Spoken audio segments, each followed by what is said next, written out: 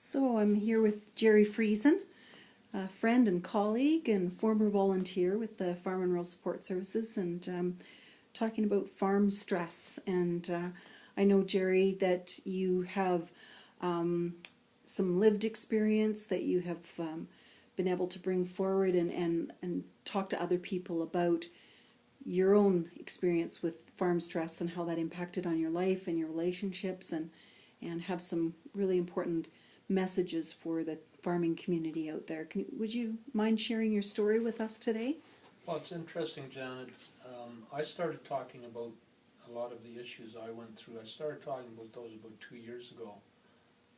And when I did, or I suppose just before I did start talking about them, I kind of talked to my wife, I talked to my kids in regards to what they went through when I was experiencing some fairly significant depression.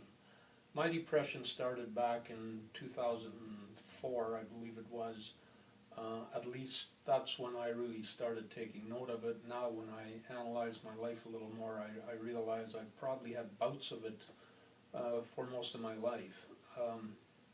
But it started in 2004. We were experiencing some significant financial challenges on the farm.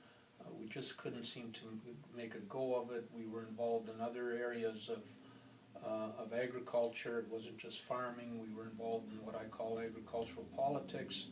And so there was a lot going on in my mind. It started out by being anxiety, or at least that's what the doctor said it was.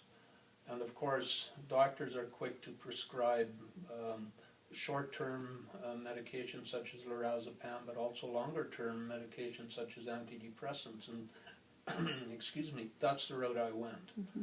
And so through the years, I had to learn to figure out what it was that was helping me, what wasn't helping me, and learn from that experience. Mm-hmm. And even today, that journey continues.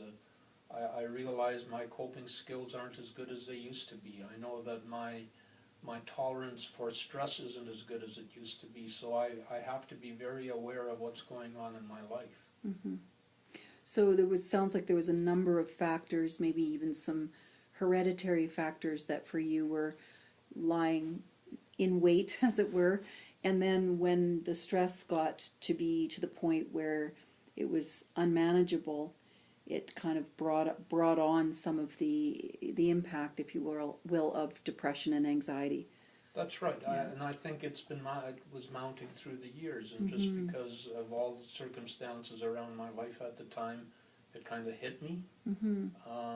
And perhaps to a certain degree I didn't fight it, rather I just gave into it. It really put me on the couch, so to speak. For 6 weeks I just didn't have the ability to go to the farm to deal with things I really needed to deal with.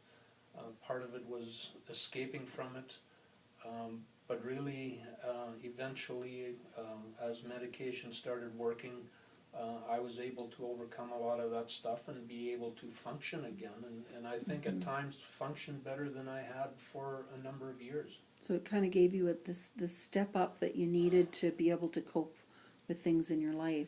Was there any kind of turning point for you when you started to really find more balance in your life, once kind of the biochemical issues were evened out a bit more? I'm not sure if there was an actual turning point that I recognize at this point, Janet, but I guess what I did is part of the experience of fixing myself was obviously to take care of one of the biggest stressors in my life, and that was the farm. Mm-hmm. And so in 2007 we were able to do that, and I've been able to take positive steps, utilize different tools that I've learned in my association Mm-hmm. with the farm line, my association with the psychologist who co-facilitated our workshops with us. Through that I have learned new tools that I use now Mm-hmm. to get over stuff that's really dragging me down, and it's a matter of recognizing that and then dealing with it proactively. Mm-hmm.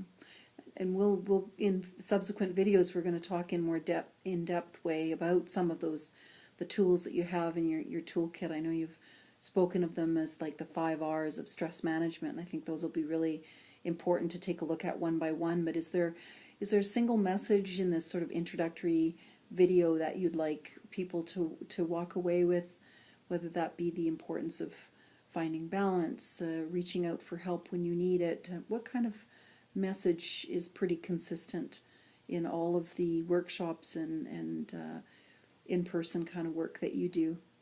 I think the main point I would like to bring across to people is talk about it.